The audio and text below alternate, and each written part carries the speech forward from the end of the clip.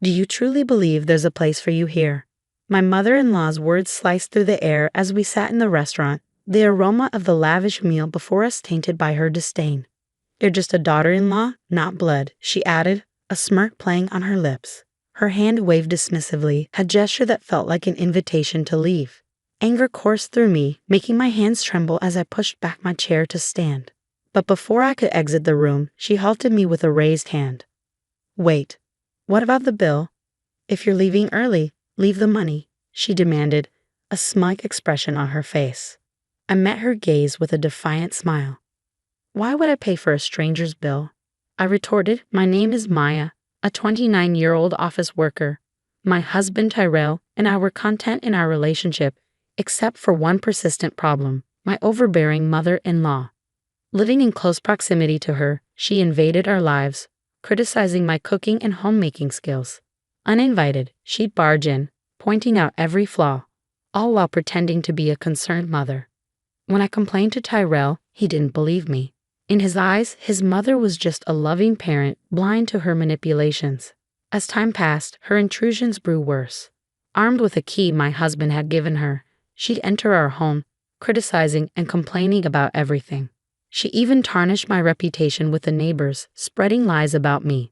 I pleaded with Tyrell to move away, but he remained indifferent, busy with work. Then, a turning point arrived. His successful project led to a promotion and a significant salary increase. Seizing the opportunity, I suggested expanding our family. Now that our income has grown, perhaps it's time to think about having children. I proposed, hoping that this positive change might finally open his eyes to the toxic presence of his mother. I thought it was a good idea, but if we're considering having children, I prefer to live in a more child-friendly town. There are very few child care centers here, and there are no parks for children to play in. Isn't it time for us to move? Finally, my husband gave a positive response about moving, and I was happier about this than the news of his promotion. However, that feeling didn't last long. The next day, my mother-in-law came over as usual without any notice. I was fed up, assuming she had come to nag again. But something seemed different this time. I've decided to celebrate my son's promotion, so I've reserved a restaurant. It's a very expensive place, but it's elegant. The food is top-notch, and the staff's attitude is wonderful. It has a great word-of-mouth reputation, she said, inviting me to join. That's nice. Good for you, I replied, trying to be polite, although I was as unfriendly as ever. Well, never mind. I want you to come to this restaurant too. Please come. I'll check my schedule, but it's probably impossible, I added. Don't say that. We'll be waiting for you, she insisted. Even though I answered that way, she just smirked and left. Until now, she had been excluding me, but now she was inviting me and saying she'd wait. There must be something going on. When I asked my husband when he got home, he said he had already told his mother that we would go together. She had reserved that restaurant for us, and he was looking forward to it. You feel the same way, don't you, Maya? He asked. Sorry, but I'm not looking forward to it.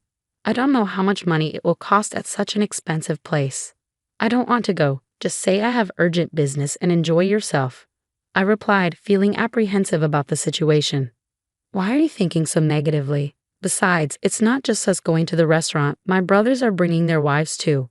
It would be bad if you didn't come with the whole family, my husband insisted, excited about going to a fancy restaurant for the first time. Even though I didn't want to, I felt compelled to comply. My words no longer reached my husband. If he believed my mother-in-law more than me, I decided to record her harassment with a voice recorder I bought online. She was probably planning to harass me at the celebration too. I would record her voice and play it for my husband. If he still defended her, I would divorce him. With that decision, I felt a bit better. Still, the day to meet my mother-in-law at the restaurant was depressing, and I kept sighing. I hardly knew my husband's brothers, having only met them at the wedding, and I had no memory of talking to their wives beyond greetings. When we arrived at the restaurant, the waiter led us to a large room where my mother-in-law, the other son, and his wife, and the third son and his wife were already seated. The lavish spread was already adorning the table, with just one vacant seat. My husband, puzzled, tilted his head in confusion. Did the waiter make a mistake with the number of suits? He wondered aloud. I'll go ask. Everyone start eating, he said, leaving the room. The moment he stepped out, my mother-in-law stood up, her expression twisted into a sneer. "There's no seat for you. Why should I invite a stranger who just married my son to a family celebration?" she said, her tone dripping with disdain. "So I'll give you a choice. Show your sincerity and be accepted as family, or leave and never show your face to me again. Choose now." "I'm leaving," I answered without hesitation. Mother-in-law was momentarily flustered. Did she think I would beg her to recognize me as family in this situation? No way. "Listen to the end. If you pay the entire bill here, I'll recognize you as Terrell's wife. You must be frustrated being treated as a stranger, so pay up and become family," she demanded. "I told you I'm leaving. Why should I pay for someone else's family's bill?" I retorted, turning my back on her. Mother-in-law slammed the table and shouted, "Don't you get it? I'm offering to make you family. Are you okay with being a stranger? Pay up." "No, I'm fine being a stranger. Since I'm a stranger, I won't pay for your meal. Goodbye." Mother-in-law chased after me, but by the time she reached the entrance of the room from the farthest seat, I was already at the exit of the restaurant. When I got home, thinking I'd email my husband, he returned within 10 minutes. The waiter said the reservation number wasn't wrong, and my mom was causing a scene. "I heard the situation from my brother. I'm sorry for making you feel bad. You managed to come back quickly," he said. It seemed like my declaration that I was fine being a stranger had also stirred something in the eldest son's wife and the third son's wife. They had previously thought enduring harassment silently was the only option, but seeing me talk back made them realize they could do it too. In their momentum, both of them left, and their husbands, the eldest and third sons, hurriedly followed suit. I had braced myself for complaints from my mother-in-law, and sure enough, within 3 hours, the phone started ringing incessantly. It was so disruptive that I eventually blocked the calls. However, one call managed to get through from an unknown number. "Hello, sorry for calling so late. Is this Maya's mobile phone?" The man on the other end identified himself as a police officer from the nearby police station. He informed me that after being left alone, my mother-in-law had tried to eat what she could and subsequently attempted to make me foot the bill later on. However, the restaurant staff, already disapproving of my mother-in-law after the earlier disturbance, declined her request. They believed I wouldn't return to pay after leaving in anger. Ignoring all her calls, my mother-in-law was then suggested to pay by card, but she lacked a credit card and hadn't brought enough cash to cover everyone's meals. In a desperate bid, she tried contacting other family members to cover the costs, but no one responded.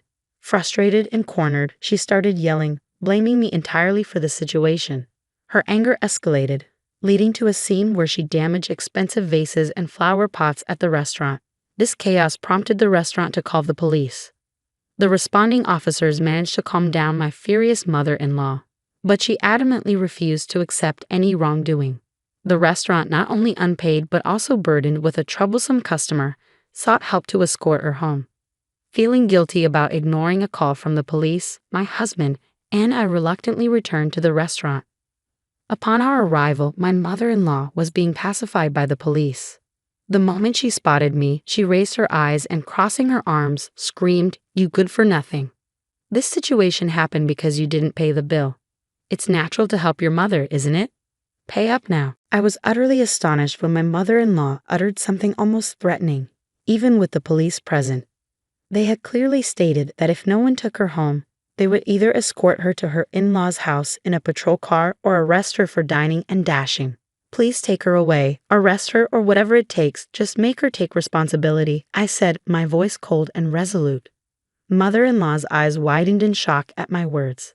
"How can you say something so cold? I can't believe it. Just pay up. It's bad luck to have a family member arrested," she pleaded. "I don't care. I'm not family, and I don't want to get close to someone who's talking crazy and causing a scene," I replied, attempting to leave the restaurant and let the police handle the situation. However, my husband, who had remained silent all along, glared at me. I understand that what was said and done to Maya was terrible. But is it something bad enough to be arrested for? He questioned, defending his mother. "You're missing the point. She's in trouble with the police because she dined and dashed and caused a scene at the restaurant. I have nothing to do with it. Or are you saying that I'm the one at fault for not paying for 6 people's meals, even though I didn't eat?" I retorted. My husband fell silent but walked past me toward the police and the restaurant staff. I knew what he intended to do. Anticipating his actions, I called out to his retreating back. If you're going to pay for her meal and compensate them, we're getting divorced. Think about that. My husband didn't respond to my words and silently took out his wallet. I sighed and left the restaurant. Walking the familiar road back home, I started packing my essential belongings, preparing to leave. Just before the date changed, my husband finally returned. Mom's not getting arrested. It seems she was really in the wrong. But the restaurant said they'd forgive her if I compensated them and promised she'd never come back.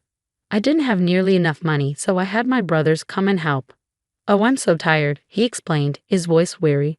He continued rambling about what happened after I left, seemingly annoyed by my lack of reaction. Then he approached me, noticing my packed bags. "Hey, what's with these bags?" he asked, puzzled. "I'm preparing to leave the house because we're getting divorced. I told you that if you defended her, we'd get divorced. You're not going to say you didn't hear me, are you?" I replied firmly. My husband looked down at me, his eyes wide with astonishment. Then he raised his gaze and began to yell. "What's going on today? You've been acting strange all day. I understand that Mom did something terrible, but why do we have to get divorced? I've told you I'm being harassed, and even with evidence and other people's testimony, you still choose your mother, who was almost arrested, over me. Is it strange that I want to divorce someone like that? I've had enough." My husband continued to say various things, but it all went in one ear and out the other. I prepared to leave the house and made preparations for divorce.